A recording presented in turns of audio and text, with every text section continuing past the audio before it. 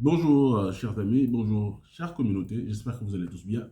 Alors, comme vous, comme moi, comme tout un chacun, nous avons regardé avec beaucoup d'intérêt, en tout cas ce qui s'est passé en Grande-Bretagne. La reine est décédée. J'avais déjà fait une première vidéo concernant la géopolitique où effectivement je commentais un peu le mail qui m'a été envoyé par une amie. Alors, dans ce mail, comme vous l'avez compris, il s'est agi de dénigrer, en tout cas de faire des messes basses, ou bien peut-être même de ternir l'image de la reine. Je suis africain, j'aime l'Afrique, j'aime ce continent pays. Il m'a tout donné aujourd'hui.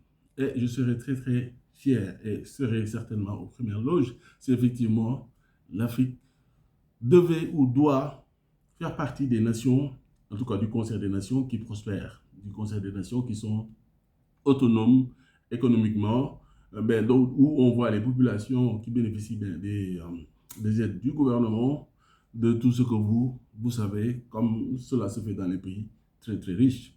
Alors cependant, je voudrais que, sincèrement, de vous à moi, que l'Afrique puisse prendre ses responsabilités. Alors ce langage, cet argument facile où effectivement, à chaque fois c'est le blanc, ou à chaque fois c'est les Chinois, ou à chaque fois c'est les Japonais, qui auraient peut-être eu de mauvais comportements et c'est ce qui a occasionné justement que l'Afrique n'est toujours pas, en tout cas n'a toujours pas pris la rampe du développement. Je trouve que c'est extrêmement simpliste. Les gars, mais toi, ma chère, ce n'est pas en pleurnichant ou bien en accusant les autres que nous allons nous développer. Vous savez, il y a une chose qui est très très vraie et je l'ai appris assez tôt, c'est que les États n'ont pas d'amis. Très sincèrement, les États n'ont pas d'amis. Aujourd'hui, si on nous chante que oui, la reine d'Angleterre a été une buveuse, elle a été donc un tyran incommensurable, elle a été très, très, très méchante pour l'Afrique, je me pose vraiment des questions. Quelle Afrique nous voulons? Une Afrique infantilisée par les considérations politiques? Une Afrique infantilisée par les autres puissances parce que économiquement faible?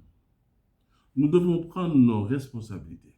Alors aujourd'hui, si nous nous arrêtons sur un fait, le Commonwealth, dès 1995, le Cameroun, comme vous le savez, au Cameroun, il y a une partie où les gens, en tout cas les populations, parlent anglais et une autre partie, c'est la langue française qui domine.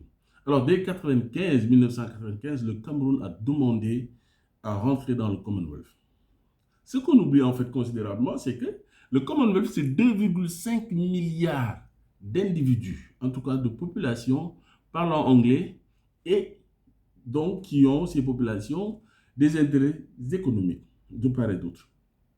C'est un peu le scénario de Chine-Taïwan ou éventuellement le scénario Corée du Sud, Chine ou bien Japon-Chine. Nous avons des intérêts, mais chacun gère ses économies. Le Commonwealth, nous parlons justement du Commonwealth, c'est l'Inde, c'est le Nigeria, d'accord? C'est la Grande-Bretagne, c'est le Canada. Ce sont les grandes puissances, pour ne citer que celles-là, pour vous faire comprendre qu'effectivement, ces nations africaines qui voudraient donc faire partie du Commonwealth sont plus ou moins les bienvenues, mais aussi elles ont le droit de défendre leurs intérêts. Alors je me rappelle, je ne sais pas l'année dernière ou il y a 2 ans, quand le président Ali Bongo, au 10 Downing Street, avec beaucoup de difficultés, marchait vers le Premier ministre Boris, pour effectivement, M. Boris, pour effectivement donc pouvoir s'entretenir avec lui. C'est à l'époque où le monde francophone s'est levé, debout comme un seul homme pour dire oui, le Gabon ne devait pas se rallier au Commonwealth. Mais pourquoi pas? Pourquoi pas? Après le Gabon, on a su pour le Togo. En fait, comparativement au Commonwealth, la francophonie, c'est presque ou bien un petit nombre de 300 millions. 2,5 milliards contre 300 millions. C'est ça comme une comparaison possible. Alors, les vérités sont celles-ci. Comme j'ai dit tantôt, chacun gère sa nation. Chacun protège sa population. Chacun veut et doit défendre sa nation, sa terre, ses peuples, ses mères, ses fils, ses filles. D'accord? Il serait lamentable de dire que, oui, effectivement, la reine d'Angleterre, pendant près de 70 ans, n'a pas été très, très correcte avec les Africains. elle n'a fait que gérer ses économies, elle n'a fait que gérer sa population. Ce qui est vrai et ce que l'on note aujourd'hui comparativement à la francophonie, c'est que les nations anglophones, l'Afrique du Sud africaine, le Nigeria africain, le Ghana, pour ne citer que ces trois pays, mais sont un peu plus développés, très sincèrement. En tout cas, les structures économiques sont mieux mises en place que la partie francophone. Une chose notable, la monnaie. Tous ces pays que j'ai cités aujourd'hui, en tout cas ces trois pays africains, ont leur propre monnaie et font partie intégrale du Commonwealth. C'est dire, donc, quelque part, que, quel que soit, mais on me parle de Biafra, on me parle de la crise des Momo, on me parle de ce qui s'est passé au Rwanda, ces pays sont aujourd'hui plus ou moins autonomes, même s'il y a toujours l'influence de la grande métropole. Pourquoi je le dis?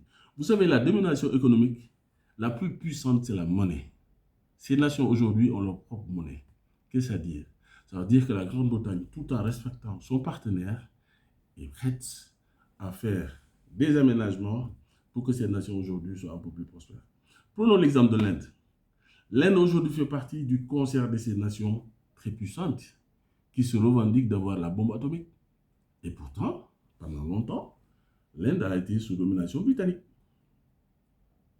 Donc, les nations qui n'ont pas d'amis, les nations qui n'ont que leurs intérêts, comme les nations francophones, le Sénégal, le Mali, aujourd'hui vous savez ce qui se passe au Mali, mais je parle de la Guinée-Conakry, effectivement, qui est neutre et qui se bat pour revenir au sein des nations donc, stratégiques.